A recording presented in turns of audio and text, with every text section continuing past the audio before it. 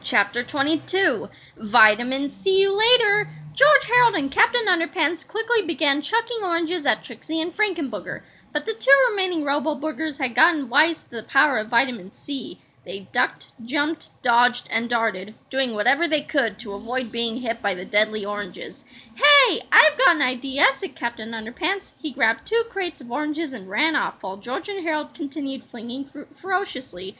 "Where does he think he's going?" said George. "I don't know," said Herald, "but his idea better work. We're running out of oranges." Soon, George and Herald were down to their last 2 oranges. They threw them as hard as they could, but alas, the potent projectiles missed their terrifying targets. Trixie and Frankenbooger grabbed George and Herald and dangled them above their gigantic mouths. "Well," said George, "it looks like this is the end." "Yep," said Herald. "It was nice knowing you, pal." Suddenly, the Robo-Boogers heard a familiar tra-la-la coming from somewhere over on the next page. The repulsive Robo-Boogers dropped George and Herald and stomped over to page 130. There they found Captain Underpants standing at the top of a large novelty toilet on the roof of John's House of Toilets. He was shouting tra-la-la and doing a very annoying dance, which made the Robo-Boogers very, very angry. Chapter 23, The Underpants Dance in Flip-O-Rama. You've tried the twist, mastered the Macarena, and figured out the funky chicken. Now it's time to learn the most annoying dance ever, the Underpants Dance. It's sure to irritate parents, teachers, evil villains, and kids of all ages. Just follow the easy steps in this chapter and learn the Underpants Dance today!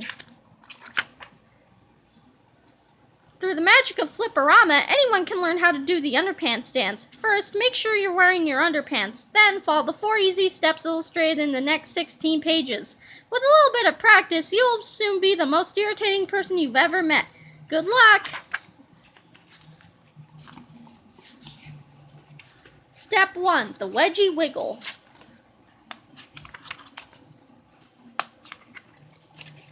Step 2, the Toilet Top Tango.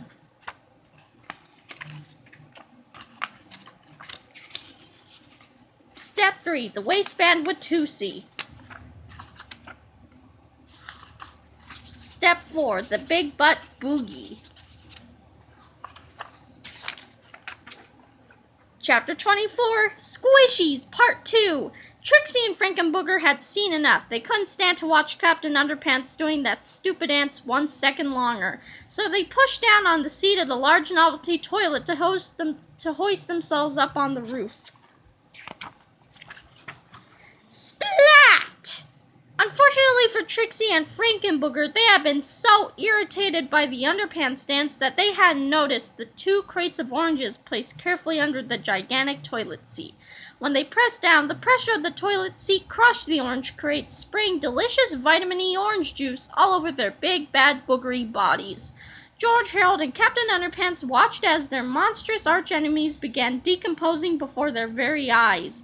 "What happened to them?" asked Herald. "I gave them a squishy," said Captain Underpants. "It's the latest fad."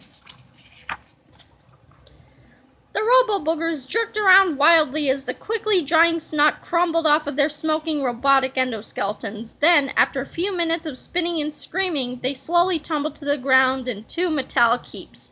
Trixie and Frankenbooger were dead. Chapter 25, Big Melvin. Soon, Ingrid Ashley from Channel 4 Eyewitness News arrived at the scene. "How'd you manage to destroy the Robo-Boogers?" she asked. "I'll answer that," said Melvin sneedily as he swooped in front of the cameras. He was robed in some old drapes that he had tied around his neck at the last minute, and he looked quite silly. "I, Big Melvin, fought those monsters with my mighty superpowers," Melvin fibbed. "Then I destroyed them with my super smart brain." "No, you didn't," said Herald. "You weren't even here," said George. "Don't listen to those guys," said Melvin. "I, Big Melvin, am the real hero here." Melvin flew above the 2 defeated Robo-Boogers and used his new laser eye beams to burn the letters B and M in front of the dead creatures. "Just like Zorro," said Big Melvin, "I shall sign my initials on all my heroic handiwork. From now on, whenever you see a big BM, you'll think of me." That's funny," said George. "Big BMs have always made me think of you." Big Melvin flew over to Captain Underpants and grabbed him by the arm. "Now," said Big Melvin, "the entire world shall bear witness to the humiliating defeat of Captain Underpants." Suddenly, George and Harold got an idea. They turned and ran back to the school while Big Melvin continued to threaten Captain Underpants. "I command you to bow down to me," shouted Big Melvin. "Never," said Captain Underpants. "You shall bow down to me," Big Melvin said. "I shan't," cried Captain Underpants. "Then," said Big Melvin as he untied the drapes around his neck, "you will feel the power of my wrath." Chapter 26, The Drapes of Wrath. Big Melvin held his drapes tightly, then smacked Captain Underpants in the tushy with them. "I command you to deny underwear and accept the power of Big Melvin," he shouted. "No way, Pedro," cried Captain Underpants. Big Melvin smacked Captain Underpants again. Smack. "Bow down to me," he commanded, "and I shall spare your life." Go jump off a duck," said Captain Underpants defiantly. Suddenly, George and Harold returned to the scene, out of breath and hiding something behind their backs. "Hey, Big Melvin!" shouted George, huffing and puffing. "What?" yelled Big Melvin. Harold pulled the Combinatron 2000 out from behind his back and aimed it at Melvin and Captain Underpants. "You shouldn't leave your toys lying around in the library, bub," George said slyly. Melvin shrieked in horror as Harold pulled the trigger. Blast! A blinding flash of pink light shot out of the Combinatron 2000, surrounding Melvin and Captain Underpants and squishing them together. George had reset the controller to combine them both, transferred the superpowers back to Captain Underpants, and then separate them.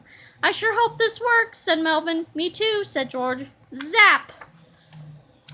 Chapter 27, to make a long story short, it did. Bonk! Chapter 28, with big underwear comes big responsibility. Big Melvin fell to the ground with a thud. Immediately, Captain Underpants began floating in the air.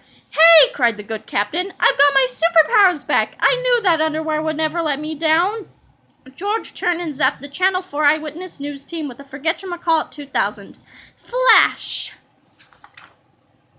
Suddenly, the Channel 4 Eyewitness News team, as well as everyone at home watching the story unfold on Channel 4 Eyewitness News, immediately forgot what had just happened.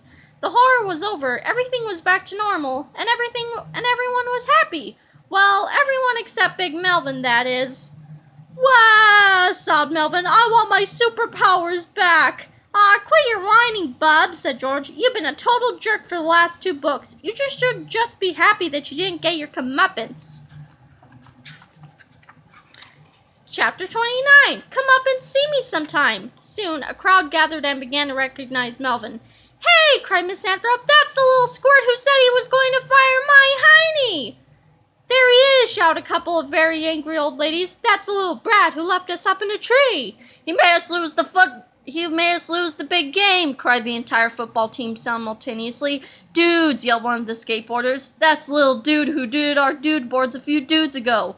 "Ha ha," laughed Melvin nervously. "Maybe I'll just go home now." "Get him!" shouted the old ladies. "Ah!" screamed Melvin as he ran away, followed closely by a large group of very angry people. Chapter 30, Herald Surprise. As Melvin and his angry mob ran off into the sunset, George and Harold had just one last thing to deal with. A quick squirt of water to Captain Underpants' face was all it took to bring him back to his cruppy old self. "Well, that takes care of that," said George, and the 2 boys walked back to their treehouse. As George climbed up the ladder to the treehouse, Harold became quite fidgety. Said Harold nervously, "there's something I should probably tell you, George." But when George reached the top of the ladder and looked inside the treehouse, no explanation was necessary.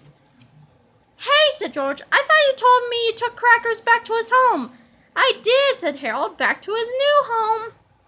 "Harold," said George sternly, "we can't keep a pet pterodactyl. Do you know how many crackers they need to eat every day? We could never afford it." "I know," said Harold sadly, "but look how cute he is, and he's made friends with Sulu too. Can't we keep him for just one night?" "Well, all right," said George, "but we're taking him back tomorrow." Chapter 31, Tomorrow. The next day, George, Harold, and Sulu returned to school with Crackers tucked snugly into Harold's book bag. Together, the 4 friends sneaked back upstairs to the library where the purple potty stood before them in all its forbidden glory. "Come on," said George, "let's give this baby another spin." "I don't know," said Harold. "Maybe we should give it a day to cool off." "Nah, I'm sure it can be used 2 days in a row," said George. "What could possibly go wrong?" "But didn't Melvin warn us not to use this machine 2 days in a row?" asked Harold. Yeah, said George, back in chapter 12, starting with the first word in the third line of the second paragraph on page 77. What exactly did he say? Asked Harold. Beats me, said George. I'm not very good at remembering details. Well, I don't know about this, said Harold. What if our journey brings about the end of the world as we know it? That's ridiculous, said George. It all sounds like a setup for the sequel to a really lame children's book. The four friends stepped inside the purple potty and closed the door behind them. George set the controller to return them to the Cretaceous period of the Mesozoic era and then pulled the chain. Suddenly, an orange light began flashing wildly. Hey, I don't remember seeing an orange light before, said Harold. Then the purple potty began to shake and rock violently. I don't remember this thing shaking and rocking before either, said George. Something is wrong, cried Harold. Something is terribly, terribly wrong! Suddenly, the entire room lit up with an explosive burst of lightning, and the purple potty began to disappear into a whirlwind of electric air. The only thing that could be heard above the chaotic clatter was the sound of two terrified voices screaming into the unknown abyss. Oh no! Screamed one of the voices. Here we go again! Screamed the other.